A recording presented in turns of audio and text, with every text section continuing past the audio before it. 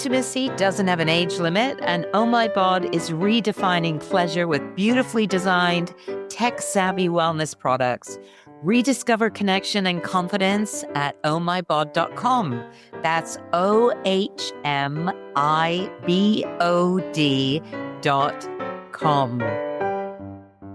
Hi, this is Suzanne, and you are listening to Sex Advice for Seniors. And today I'm actually recording from my bedroom because my usual place is being occupied by my cleaner.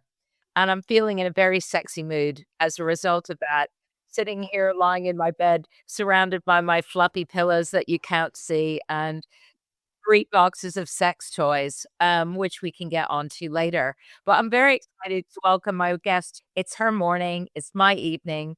She's in Santa Barbara, and her name is Dr. Jenn Kennedy. She's a clinical sexologist and a licensed marriage and family therapist specializing in sex and couples therapy. And she's the founder of the Pleasure Project, which is an organization that a friend of mine is also a member of, but it's a completely different organization. You probably know there's 2 pleasure projects. One is a big not-for-profit that my friend runs, and now there's yours in the US. But Jenn runs a group therapy practice in California. She works with couples and individuals, and she also hosts a podcast called The Pleasure Project, Sex and Relationships. And she's been featured in loads of places, including Forbes Health, Allure, and Shondaland. So I want to ask you, Jenn, firstly, welcome to Sex Advice for Seniors. Thank you. You work with a lot of couples in their 50s and 60s and beyond. What's the common issue that they come to you with that they're almost too embarrassed to talk about? Well, so it kind of splits. It's either dysfunction or dissatisfaction is sort of like the main themes that come in. And I would say there's usually a little bit of trepidation as they're walking in initially, so the embarrassment, I guess, might be, is it okay to say things aren't working in the bedroom? So it's usually edging in on erectile dysfunction is a common one, so that's not working, or just really low desire would be kind of the other common one. Like she doesn't want to. Our desire has kind of gone away, and we feel sad about it, or confused about it, or worried about it. Yeah, I've just launched a program about erectile dysfunction, actually, because what I've discovered through having 2 partners who both sadly now are dead, for whom erectile dysfunction was the first sign that something was wrong with them, was often men just don't talk about it. And they're really ashamed to talk about it. When they come and see you, and that's one of the issues, is it normally because they've already gone to see a healthcare professional, or are you the first port of call for them? Like, where are you in their journey? Yeah. It could be either way. They could be a referral from their urologist, or it could be that they've Googled sex help and I'm their first stop, and then I will refer them to their doctor.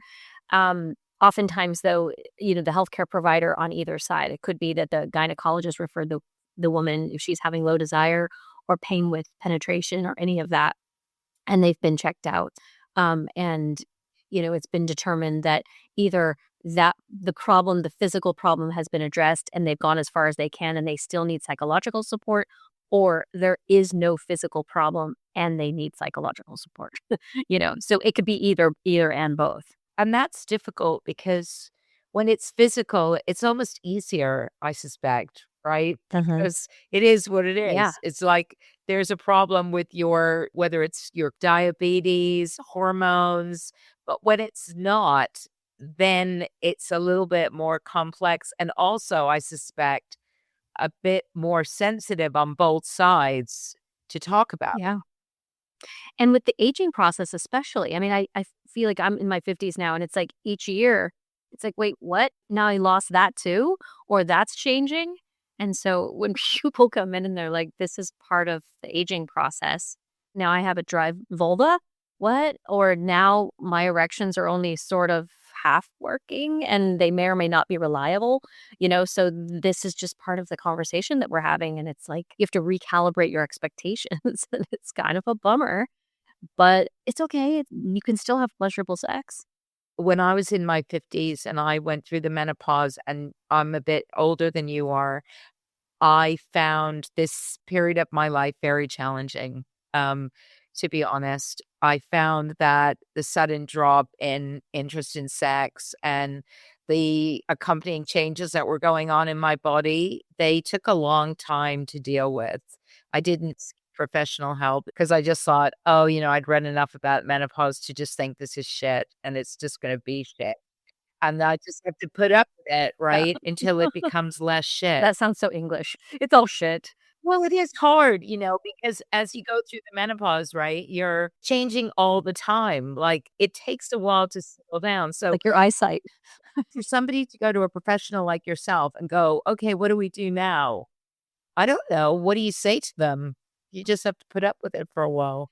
Well, I'm normalizing to some degree what's going on, and I'm encouraging them to engage in like, let's work with what you do have. What does feel good? What is possible? Um, because part of it is that they're so ashamed that their parts aren't working or that their things look different that they just want to hide. And so, if we can actually get them to just pivot when something like, for example, if the erection doesn't arrive or if it doesn't stay, then let's just pivot to something else that's still enjoyable, right? If they can get their head around that and not get taken out and feel so ashamed, then they can keep going. And oftentimes it will come back if they're not focused on it and freaked out about it because it's a reaction to the anxiety sometimes too. And so if me as a third person who is not involved in their sex life can say that, then they can hold on to that and they can remember that. And then when they're together, they can still play and have fun. It feels a lot better versus they just feel so shameful and embarrassed that they sort of go to their silos and then nothing good happens. So, you know, it's just I'm trying to help at least them have something else that feels connecting for them as an option rather than let's just wait it out until we hit a baseline in 5 or 10 years because that might not happen or they might just like hang up their cleats for good, you know? And that does happen. I mean, I was with somebody Yeah. who is much younger than me when I started going through all of this, and he said to me, "How long is this gonna go on for?" And I went, "About a decade." He was shocked, the poor man. He was like a baby, and he was 33, I was 50, and he was just going, "What?" I think at least when both partners are going through something individually, it's almost easier in a way because you can kind of make light of it. If one person needs, "Okay, I need a bit of lube, hun, because 'cause I'm just not getting there as quickly as I was hoping," or, "Let's just take a break." In the UK, we say, "Let's just take a tea break," Have a little rest, just have a little nap, and then just get started again. Do you find that for a lot of these guys, they've relied so heavily on penetrative sex that when the erection goes, it's like they almost don't even know what else is on the menu? Absolutely. And it's so interesting because there isn't really a parallel. Like men are very attached to their penis in a way that women are not attached to their breasts, for example, or their vulva. Like they can pivot. They have pleasure centers all over, but men are like the size and the functioning of their penis is matters a lot to them, and penetrative sex is always been their gold standard.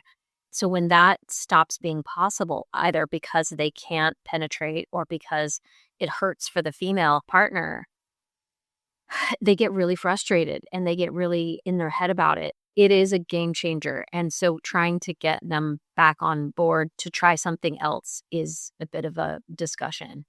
But I tell you, the men that are willing to have that conversation and try something different, their lives just go better. And what are some of the practical tips that you think are just useful for guys who might be in that situation, experiencing unreliable erections? Is there anything that you can suggest for those people who, yeah, it's not working as effectively. I'm getting a little bit frustrated here. Is there like a word or It's really practicing non-attachment because it's like just because it's not erect in the same way it was when you were 25 doesn't mean that you can't have pleasure. The sensitivity is still there, right? You can still enjoy oral sex. you can still enjoy manual stimulation. It all still feels good. The receptivity is there. There's a practice called stuffing where you can still put it inside a woman and it still feels good. It just doesn't have the same impact of an erect penis being put inside. But yeah, it's like they have to almost just reconfigure that it is working. It's just working differently. It's working. It's just differently. It's okay. Most sex toy guides throw 100 options at you and leave you feeling more confused than when you started. GITM Playbook does the exact opposite. It uses something called external to internal logic. So you start with toys for outside the body and only move inward if and when you want to. Everything is made from body-safe materials, and the site is organized into really clear, simple categories that actually make sense.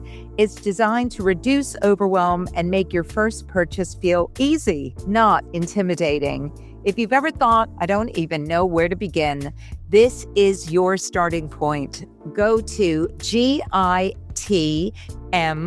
for playbook.com. And because I don't have a penis, obviously, I wasn't aware until a partner told me after he'd come and after we'd been lazing around for a while, and he was totally soft and then started getting into a bit of manual stimulation, and he was like, wow, it's so sensitive. And I was like, really? And he was like, yeah, when it's really soft it becomes super sensitive. And after he'd already ejaculated, and I was like, "Oh, that's interesting." I always assumed that it becomes more sensitive as it becomes more erect, but as you said, the sensitivity is always there. It's just our visual is that the only thing we've seen as women, mainly through porn and stuff, right, is, erect penises. So, we don't have a lot of visual references, actually, when it comes to just playing with parts that aren't necessarily fully erect. We just don't have a lot of education around that. Well, and think about it for you, like after orgasm, think about how sensitive you are, right? Where it's like sometimes you don't want to be touched almost because you're so sensitive. Yeah, but yeah, I mean, after orgasm, it's almost too sensitive, which brings me on to women and pain because again, I hear a lot of women say, "I'm not interested in sex," and I wonder how much of that is because it's just become too painful, and they're not comfortable admitting that. Is that one of the circumstances that you've come across in your practice? Absolutely. Yeah, I had a woman this week say, "Okay, it feels like sandpaper when I'm having sex." And that is the common refrain when you've crossed that line where you just don't have enough natural lubrication. And by the way, we're not like a lubrication factory, right? If you have sex long enough, you're going to run out of lubrication. So lube is your friend. You should just have a good quality lube standby anyway. But as we age, it's harder to get enough lubrication. And if you don't have sex that frequently, you might be having some, I hate this word, but you might be having some vaginal atrophy. So that skin gets thinner. And as it gets thinner, then when you do have any sort of penetrative play, and that could be with hands or with toys or with, penetration, you might be getting micro tears. And the micro tears are so painful. Oh my god, they're so painful. So then you're gonna have a feedback loop of I don't wanna do this again because it really hurts. So lube is gonna be your friend. There's also little suppositories that you can use, vaginal suppositories that you can just put in there and then they slow drip out the lubrication. Those are wonderful. There's also vaginal estrogen. Yeah. Are these women that have never heard of vaginal estrogen before? You'd be surprised how many women, especially women that are perimenopausal, that are just coming into this. There is so little information. If they aren't going to a gynecologist, and a lot of gynecologists even, this is what I realize, are not educated in menopausal medicine because they weren't. Unless they're endocrinologists, most of these primary care and a lot of the gynecologists even didn't get this information. And they're getting on board now because there's, the Menopause Society is really starting to help, but they don't know, and there was a lot of hesitation with estrogen and hormones in general. But vaginal estrogen is really helpful. Uh, by the way, estrogen on your face is really helpful too. I know. Well, I get something called Vagirux, which are little pellets with a long applicator. But I was thinking that I might try and see if I could sneak in some cream in my next prescription. I was told that when you put it on your face, it's Yeah. amazing, I right? think the compound is different, but, yeah, it's I know that there's estrogen for your face. I'm not that kind of doctor, so I should not be talking about that. I'm always fascinated. I always think of California as being quite a progressive state, right? I'm always surprised when people like yourself tell me that women are going to them with like little tears, all of the stuff that, by the way, vaginal estrogen just clears up in a heartbeat, right? Like 2 weeks, a month later, they'd be coming into your office going, I am so juicy. They're just not given any information. I harp on about this all the time because it is one of the things that I hear so often from my friends, from people on the show. It's like, "What are you talking about?" I swear it's generational because I would say that women under 40, they are of a generation that grew up with lube. But women over 50? No, like, lube is still kind of, like, weird to them. They feel kind of funny having that at their bedside table. Women in their 50s, 60s, at this point in time, they are not used to it, and it almost feels sometimes I feel like with their male partners especially, that, "Why do you need that? Like, are you not turned on enough?" So it's cultural. It's a little bit of a cultural thing, like, you shouldn't need that. Yeah, completely. I agree. I think it is age related. I mean, I always keep lube next to my bed, but I know that sometimes I have a little twinge of feeling slightly ashamed and inadequate if I feel like I'm not lubed Mhm. up enough. Yeah, and it's not about that. It's just literally the body can only produce so much lubrication, and then it needs a little assist. Yeah, and you talked briefly about when couples have very different levels of desire. And what do you think is the most common mistake people make when they're trying to solve it?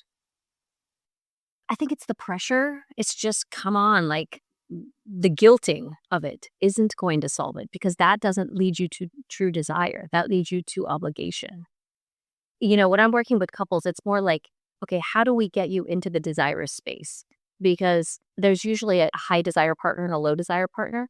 But that low desire partner, let's call her she, because oftentimes it is her in the heterosexual construct. Oftentimes, if I see her alone and I have a very frank conversation with her, it's not that she doesn't like sex. She's sometimes masturbating. She, in general, feels neutral to maybe slightly positive about sex. She maybe doesn't like the sex that she's having because she doesn't feel that included. Her pleasure doesn't feel that important or prioritized. And so she's kind of ambivalent about it. And so if we can get her to a place where she enjoys the sex that she's having, it feels like a very different conversation. But if she's not having the sex that she enjoys, and I suspect that's why often women just abdicate from sex, is like they just haven't really experienced any sexual pleasure. And for men, the gold standard is penetrative sex. And maybe that's not their gold standard because maybe they just really like oral sex or they just like fingers or something like that. Maybe they just want different sex. How do you bring up with a partner that actually the sex that you've been having all this time, the reason why you're not feeling it is because actually you finally feel liberated to abdicate from it. And I think that's often what happens with older women, right? Is that they just go, you know what? I've just not been enjoying this. And so I'm now past procreation. I'm in a good place now to just say, yeah, I'm tired.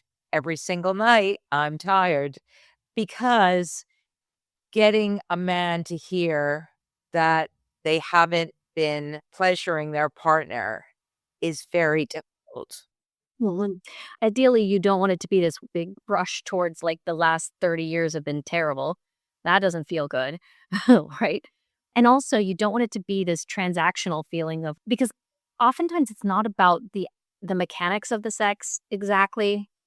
What I find is that she wants more relational exchange. That feels good to her. It's not about like kiss me in this way. It's about have some conversation with me, relate to me, like make me feel like we're having a relationship first. And then I feel more inclined or interested in amorous things with you. But you don't want it to become this sort of quid pro quo where it's like, okay, you be nice to me and then I'll have sex with you. Because then it's like, but it sometimes can feel that way, right? Because then it's like, okay, he'll behave today so that he gets to have sex with you at the end of the night. You got to be careful how it goes. Ideally, both of them feed into the cycle. And I've seen all of this reverse too. I've seen women who have a much higher sex drive and men who are looking for more relational connection. It absolutely can be the inverse of what I'm describing. But you have to understand what each partner kind of wants, and that's not fixed, but trying to get them to engage in that way and participate so that there's some awareness. I do find that sometimes the higher desire partner is just, it's easier for them to shift into that physicality and just, right? They could just access it so much easier. Whereas the low desire partner typically wants more relational cues. They want to feel like they matter. They want to feel like their brain has been stimulated. I think, though, after decades, it is difficult for couples to bring excitement back into their lives. Just generally, I think it's one of the hardest things. I've discussed it endlessly with people. It's like, what are the practical steps that people can take to bring intimacy and sex back into relationships where perhaps they've gotten bored, it's become monotonous, somebody's stepped back and said they don't want it, whatever the reason happens to be. What do you think are some of the practical ways that people can start to re-engage with intimacy if they've been in a long-term relationship?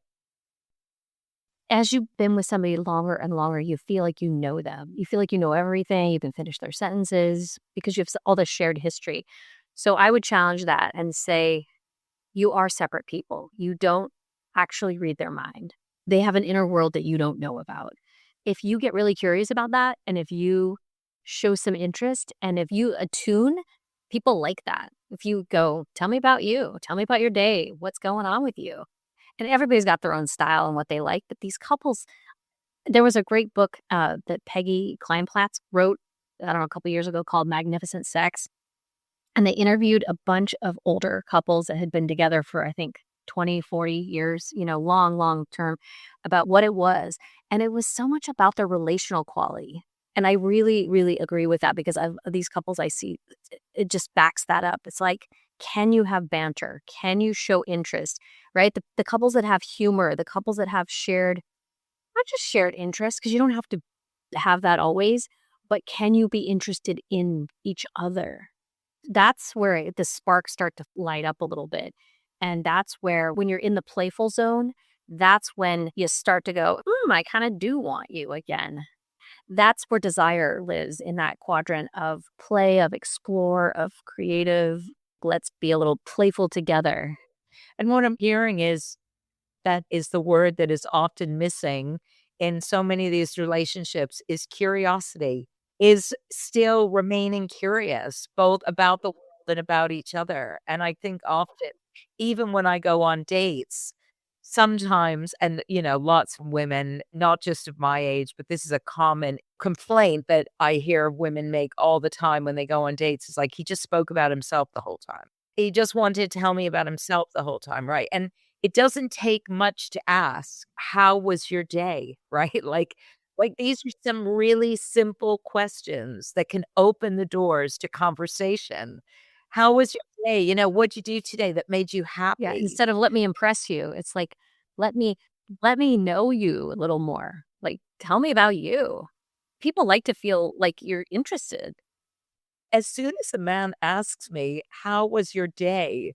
the most simple question in the entire universe, but a question I rarely get asked, and I'm always like, "Are you not curious? Do you not want to have some idea of who I am?" I mean, look, I can flatter a man's ego as much as any woman, but after a while, it does become rather predictable and frankly quite boring for me to sit there and just, constantly be feeding some man's ego. And I think some of those practical tips are just like, be curious, like ask questions because women want to feel like they're being heard.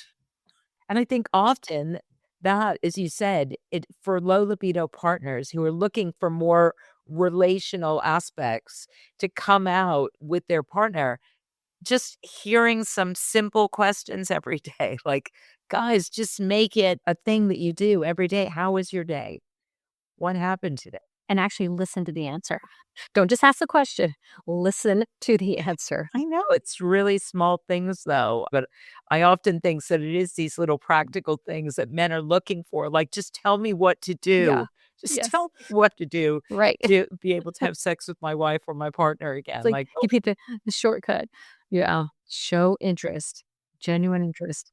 I think show interest should just be the headline of any relationship counselors, like, above their door. Show interest in their pleasure, show interest in their lives, just be curious, show interest. I think it's not that hard. Yeah, I feel like I've made a breakthrough here in terms of what we can share with men now. I think we've got the key to the kingdom. Yeah, you got it. Yeah. We solved it. Just guys, just show interest. That's it, really. You want her to have sex with you, just show interest.